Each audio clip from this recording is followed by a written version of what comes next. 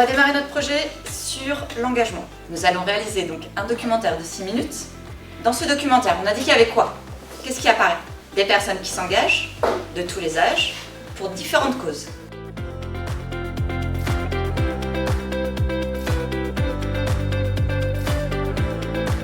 C'est bien de rencontrer des nouvelles personnes, des nouveaux visages.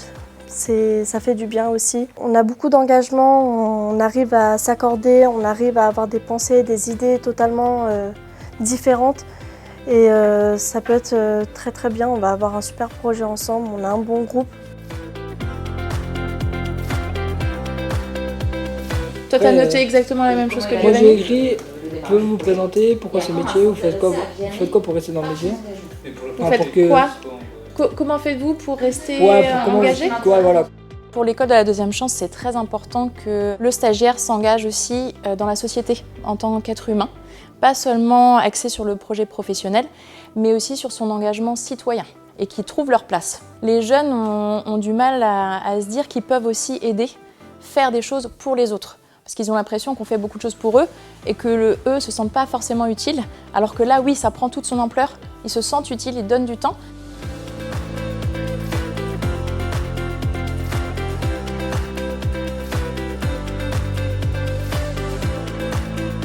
Mon combat au sein de l'association Essurez-vous, c'est donc principalement de sensibiliser sur la problématique du ramassage des déchets, de l'impact sur l'environnement, sur la biodiversité marine et la santé humaine évidemment.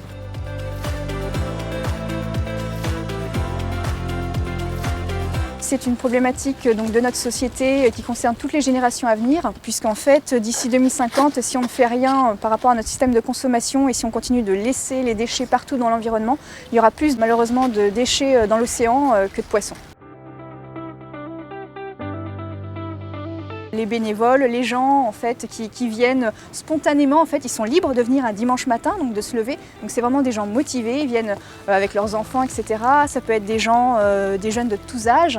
On a toutes les générations, donc c'est super. Le bénévolat pour moi c'est vraiment très valorisant. Voilà, c'est fondamental, humainement et psychologiquement parlant.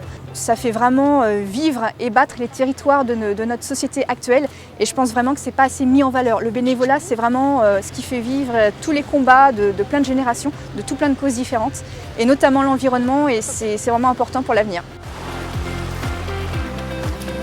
D'un côté c'est un peu rassurant de se dire qu'il n'y a pas que des mauvaises personnes, quoi. Chacun est différent, puis on sait qu'il y aura toujours une personne pour nous aider dans quoi que ce soit, ou même pour aider la planète. Au moins de faire à notre échelle, c'est se dire au moins on a fait quelque chose, on n'a pas resté là à rien faire. Il y en a que je regarde de plus près que d'autres. Pourquoi je suis devenu maire? Pour moi, le ressort, c'est la lutte contre l'injustice sociale. Notre fonction, les élus, c'est de gérer l'argent des Nazaréennes et des Nazaréens. C'est une responsabilité importante. Le deuxième point, c'est d'être le plus solidaire possible, c'est-à-dire de permettre toujours de tendre la main et de permettre l'émancipation, mais aussi simplement donner un toit, donner à manger, accéder à la santé. Avant d'appartenir à un parti politique, je suis avant tout un citoyen. Donc il y a le citoyen engagé, à un moment donné, c'est d'être acteur. Donc moi, mes engagements, ils sont à titre personnel, bien sûr, dans la vie politique, mais ça a été dans la vie associative. Puis le jour où j'aurais quitté la vie politique, j'aurais peut-être certainement d'autres engagements citoyens. Après, la jeunesse, c'est l'avenir, tout simplement. On a besoin de vous pour prendre la suite dans les responsabilités, au boulot, dans la société, tout simplement. On voit bien la difficulté d'un cadre, y compris d'un cadre républicain qui se délite. Mais ces cadres, ils ne peuvent pas se reconstruire sans vous. Donc comment on fait aussi, nous, la place à la jeunesse pour que vous preniez toute cette place? Il faut qu'on vous aide. Prenez la place qui est la vôtre dans la société et allez la chercher quand elle ne vous est pas donnée.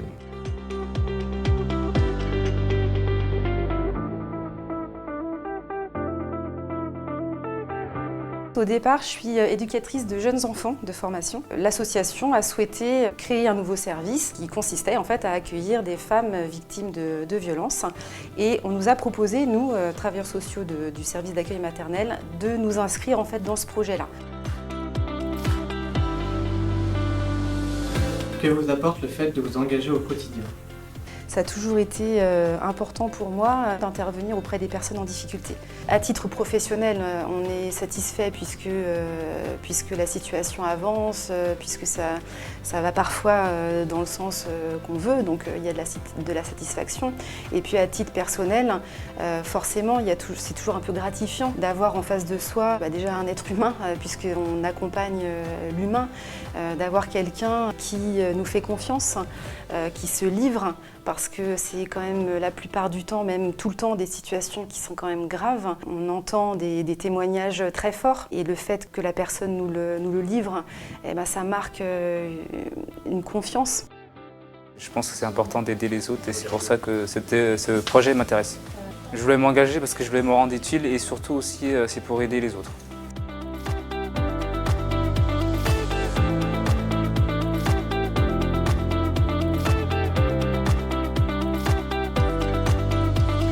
Est-ce que je dois parler d'engagement? Je ne sais pas.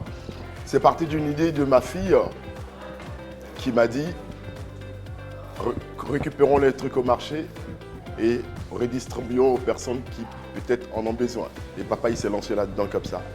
Et après, l'engagement, ça devient un défi. Parce qu'en une année, je distribue plus d'1 million de repas. 1 500 000 repas en une année. Je sauve 240 tonnes de biodéchets. Je ne gaspille pas et en même temps, ça crée un lien qui est un lien social qui est d'ordre actuel aujourd'hui est important pour moi. Le vivre ensemble, le partage, l'amour de l'être humain. Je crois en l'être humain.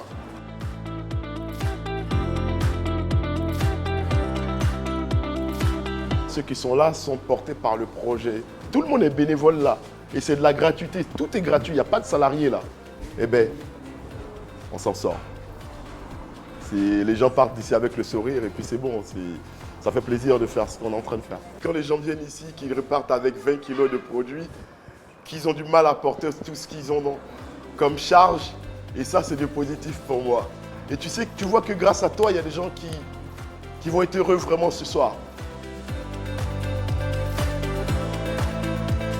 Il faut être super courageux pour s'engager dans un truc où tu te dis qu'il n'y aura pas de rémunération, mais que tu le fais de toi-même. Et de te lever tous les matins, te dire je vais aider des gens, je vais aider des gens, je vais aider des gens, sans rien attendre en retour. L'association PACO existe pour créer du lien social entre les Nantais. J'avais envie d'intégrer une association justement parce que j'aime beaucoup tout ce qui est partage, qui est lien social. J'aime beaucoup en fait être bénévole ici et j'aime tout ce que je fais. C'est la raison pour laquelle j'ai choisi PACO. Parce que ça cadrait bien mon projet.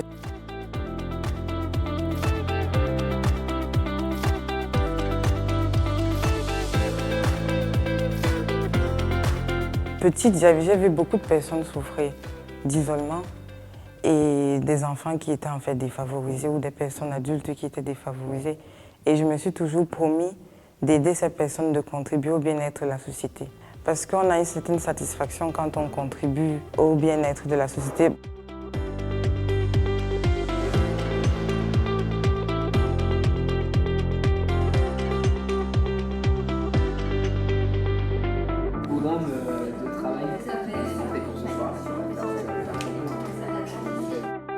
Depuis toute petite, ça a toujours été quelque chose qui me tenait à cœur. Déjà de récupérer les chats errants dans mon jardin. Donc ça a toujours été une cause importante pour moi. J'ai toujours eu des animaux étant petite.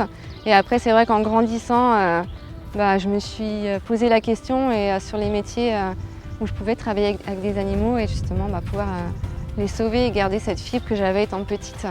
C'est super gratifiant de pouvoir aider les animaux qui ont été trouvés dans la rue.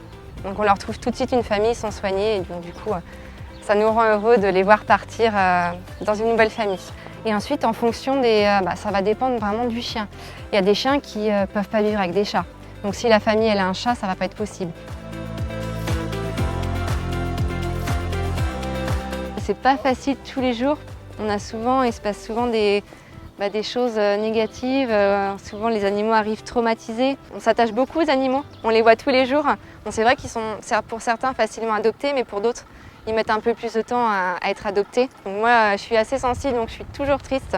Je pleure comme si c'était mes propres chats. Heureusement, il se passe plus de choses positives que négatives. Beaucoup d'adoptions, de belles adoptions. Les gens, ils n'hésitent pas à adopter des chats handicapés, des chiens qui sont vieux.